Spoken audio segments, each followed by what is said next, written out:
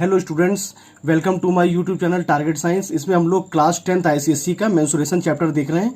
इसमें question number 4 हमसे कह रहे हैं कि in the given figure are rectangular tin foil of size 22 centimetre by 16 centimetre is wrapped around a form of cylinder of height 16 centimetre. Find the volume of the cylinder. तो देखिए हमें यहाँ पे दिया हुआ है, ये हमें 22 सेंटीमीटर दिया हुआ है, ये हमें 16 सेंटीमीटर दिया हुआ है। तो जब हम इसको इस पर रैप करेंगे तो ये 22 सेंटीमीटर जो है वो इसका जो सर्कुलर सिलेंडर है वो इसका सरकमफ्रेंस बन जाएगा और ये 16 सेंटीमीटर जो है इस सिलेंडर की हाइट बन जाएगी। तो हमसे वॉल्यूम पूछा है, तो पहले जो हमें दिया हुआ है उसको हम लिख लेंगे।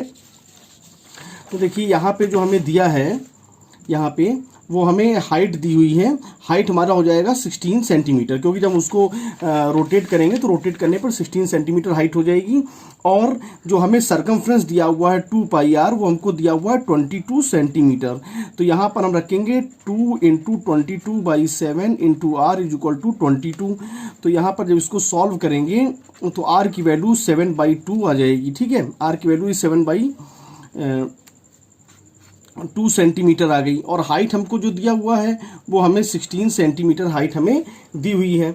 अब हम यहाँ पर हमें वॉल्यूम निकालना है। तो वॉल्यूम का फार्मूला होता है वॉल्यूम ऑफ सिलेंडर, ये होता है पाई आर स्क्वायर एच, ये होता है। तो यहाँ पे हम पुट कर देंगे, पाई की जगह पे रख देंगे हम 22/7 और आर की जगह पे रख देंगे 7/2 इंटू 7/2 और एच की जगह पे रख देंगे 16। अब इसको, ये वॉल्यूम की बात कर रहे हैं तो वॉल्यूम हमारा जो है वो सेंटीमीटर क्यूब में, क्योंकि यहाँ पर हाइट भी सेंटीमीटर में दिया हुआ था और जो ये सरकमफ्रेंस दिया हुआ ये भी सेंटीमीटर में है। तो उसके हिसाब से हमारा जो यहाँ वॉल्यूम आएगा वो सेंटीमीटर क्यूब में आएगा। तो इसको सिंप्लीफाई हम करेंगे तो आ जाएगा 22 इंटू 28 सेंटीमीटर क्यूब और सॉल्व करने पर ये 616 सेंटीमीटर क्यूब आ जाएगा। तो volume of cylinder 616 centimetre cube आ जाएगा। अब हम लोग जो है वो नेक्स्ट क्वेश्चन देखते हैं। इसमें क्वेश्चन नंबर जो है 5 हमसे कह रहे हैं कि how many cubic metre of soil must be dug out to make a well 20 metre deep and 2 metre in diameter. मतलब हमसे कह रहे हैं कि कुएं से हम कितना जो है वो मिट्टी को, कितने क्यूबिक मीटर हम सॉइल को निकालें कि मतलब 20 मीटर डीप और 2 मीटर डायमीटर का एक वेल बन जाए। तो डायमीटर हमको 2 मीटर दिया हुआ है, इसको हम रेडियस में कन्वर्ट कर लेंगे, 2/2 1 हो जाएगा तो रेडियस 1 मीटर हो जाएगा।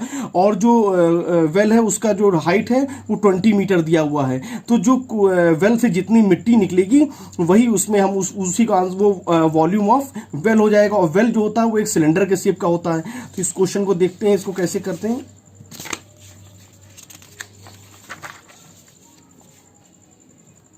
देखिए इस क्वेश्चन में जो है हमें हाइट ऑफ जो वेल दिया हुआ है, हाइट ऑफ वेल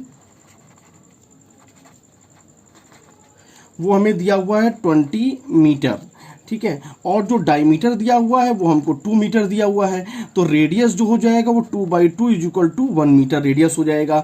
तो यहां पे हम लिखेंगे कि volume of well is equal to soil dug out from well. मतलब वॉल्यूम ऑफ वेल, अब वॉल्यूम जो वेल होगा वो सिलेंडर के शेप का होगा।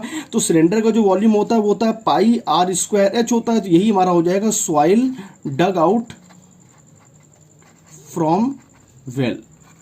अब ये हमें निकालना है, तो पाई की वैल्यू जो है वो हम रख देंगे 22/7 और आर की वैल्यू हमारा 1 इंटू 1 और एच की वैल्यू 20 हो जाएगी।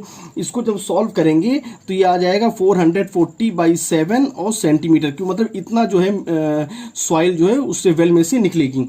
और इसको, ये हमारा एक इम्प्रॉपर फ्रैक्शन है क्योंकि न्यूमरेटर जो है वो डिनोमिनेटर से बड़ा है, तो इसको मिक्स्ड फ्रैक्शन में कन्वर्ट कर लेंगे। तो कन्वर्ट करने पर 62/6/7 सेंटीमीटर क्यूब, ये हमारा पहले वाले पार्ट का आंसर आ गया। अब इसमें सेकंड पार्ट जो कह रहे हैं वो देखिए, सेकंड पार्ट में हमसे कह रहे हैं कि if the inner curved surface of the well in part 1 above is to be plastered at the rate of ₹50 per metre square, find the cost of plastering. तो वेल जो प्लास्टर होगा, well का जो कर्व्ड सरफेस एरिया होगा वही plaster होगा, उसका bottom plaster नहीं होगा, क्योंकि बॉटम से तो वाटर आता है। तो बॉटम को हम नहीं लेंगे, तो जो उसका कर्व्ड सरफेस एरिया होगा वही प्लास्टर होगा। तो हमें सिलेंडर और वेल जो है सिलेंडर के शेप का है, तो उसका कर्व्ड सरफेस एरिया जो हम देख लेंगे। तो यहाँ पे हो जाएगा कर्व सरफेस एरिया कहें या लेटरल सरफेस एरिया कहें, एक ही चीज है। तो यहाँ पे हो जाएगा lateral surface area is equal to curved surface area, ठीक है। और जो हमारा कर्व्ड सरफेस एरिया जो होता है उसका जो फार्मूला होता है वो होता है 2πr और इंटू एच, ये होता है फार्मूला कर्व्ड सरफेस एरिया का। तो यहाँ पर हो जाएगा हमारा 2 इंटू, यहाँ पाई रखा हमने, पाई को पाई रहने दिया अभी, और एच की जगह 20 रखा, तो ये हमारा हो जाएगा 40 पाई सेंटीमीटर स्क्वायर, ये हो गया। अब अगर इसको हम अभी कन्वर्ट नहीं करेंगे, देखिए 1 मीटर स्क्वायर जो है प्लास्टरिंग का जो कॉस्ट है, प्लास्टरिंग कॉस्ट जो है 1 मीटर स्क्वायर वो है हमारा ₹50, ये है। तो यहाँ पर ये जो सरफेस एरिया होगा इसका क्या होगा, तो 40 पाई सेंटीमीटर स्क्वायर, ये इसमें दिया हुआ, सॉरी मीटर में दिया हुआ है यहाँ पे, तो यहाँ पे मीटर, तो मीटर स्क्वायर जो हो जाएगा इसका जो कॉस्ट हो जाएगा वो हो जाएगा 50 इंटू 40 पाई यहाँ पे। अब यहाँ मीटर में दिया हुआ तो मीटर में लिख लेंगे तो हो जाएगा ये 2000 पाई, ठीक है, ये रुपीस हो गया। लेकिन यहाँ पाई में रुपीस रखना ठीक नहीं है, तो यहाँ पे हम क्या करेंगे 2000 और पाई जगह पे 22/7 कर देंगे। तो यहाँ पे इसको जब सॉल्व करेंगे तो सॉल्व करने पे आ जाएगा 4000/7 रुपीस, और इसको सिंप्लीफाई करेंगे तो हो जाएगा ₹6285.70, ये आ जाएगा। मतलब प्लास्टरिंग करने का जो कॉस्ट हो जाएगा ये हो जाएगा, क्योंकि वेल को जो हम प्लास्टर करेंगे तो वेल का जो कर्व्ड सरफेस एरिया होगा उसी को प्लास्टर किया जाएगा, वेल के बॉटम को प्लास्टर नहीं किया जाएगा, क्योंकि बॉटम से ही तो पानी आता है तो उसको प्लास्टर नहीं करेंगे। तो ये उसका कर्व सरफेस एरिया को प्लास्टर करने का ये कॉस्ट होगा। अब क्वेश्चन नंबर 6 देखते हैं। देखिए क्वेश्चन नंबर 6 में हमसे कह रहे हैं कि a road roller in the shape of cylinder has a diameter 0.7 meter and its width is 1.2 meter. To find the least number of revolutions that the roller must make in order to level a playground of size 120 meter by 44 meter. अब road roller के आगे का जो part होता है वो ऐसा horizontal cylinder के शेप का होता है पार्ट, तो वो एक रेवोल्यूशन में, मतलब एक बार जो कर्व्ड सरफेस एरिया होगा वो एक रेवोल्यूशन में एक कर्व्ड सरफेस एरिया के बराबर जो है वो जमीन को जो है वो फ्लैट करेगा। तो यहां पर हमें जो रोड रोलर का डायमीटर हमें दिया हुआ है, तो डायमीटर हमको दिया हुआ है 0.7 मीटर, तो इसको हो जाएगा, अगर हम रेडियस में कन्वर्ट करेंगे तो रेडियस हो जाएगा 0.7/2 मीटर हो जाएगा, रेडियस हो गया।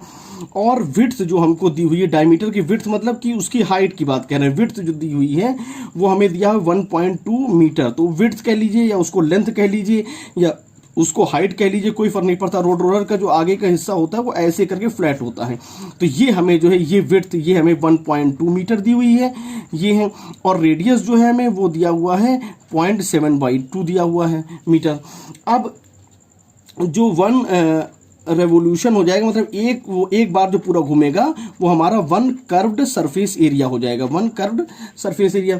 तो कर्व्ड सरफेस एरिया जो होगा, कर्व्ड सरफेस एरिया वो हो जाएगा 2πr और इंटू एच। अब इसको जब हम सॉल्व करेंगे यहाँ पे तो हो जाएगा 2 जो हो जाएगा 22/7 और r की जगह पे रखेंगे 0.7/2 और h की जगह पे रखेंगे 1.2, ठीक है। अब इसको जब हम सॉल्व करेंगे तो सॉल्व करने पर ये हमारा जो है आ जाएगा सिंपली 66/25, ये मीटर स्क्वायर आ जाएगा, ये कर्व सरफेस एरिया होगा। लेकिन हमसे पूछा है कि रोड रोलर जो है एक प्लेग्राउंड पे चला रहे हैं, तो प्लेग्राउंड का जो साइज है 120 मीटर बाय 44 मीटर है, तो कितने रेवोल्यूशंस लगेंगे, तो यहाँ पे हो जाएगा नंबर ऑफ रेवोल्यूशंस, मतलब कितनी बार वो जो कर्व्ड सरफेस एरिया कितने टाइम्स उस पर चलेगा कि वो फ्लैट हो जाए। तो यहां पे हम लिखेंगे area of playground upon area covered by rod roller in 1 revolution, ये हो गया। तो देखिए यहाँ पे एरिया ऑफ जो प्ले ग्राउंड है, तो जो प्ले ग्राउंड है उसका 120 इंटू 44 दिया हुआ, तो ये उसका एरिया हो गया। और एक रेवोल्यूशन में एरिया कवर्ड बाय, तो एक रेवोल्यूशन में कितने एरिया कवर्ड कर रहा है, तो अभी देखा था 66 अपॉन ऑफ 25। अब इसको जो है ऊपर लिख जाएंगे तो हो जाएगा 120 इंटू 44 और ये 25 अपॉन ऑफ ये हो जाएगा 66। अब इसको जब हम सॉल्व करेंगे 80 अपॉन ऑफ 25, ठीक है। तो ये जो हो जाएगा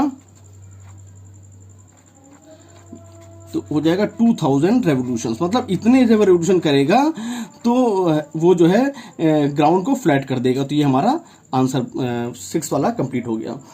थैंक यू।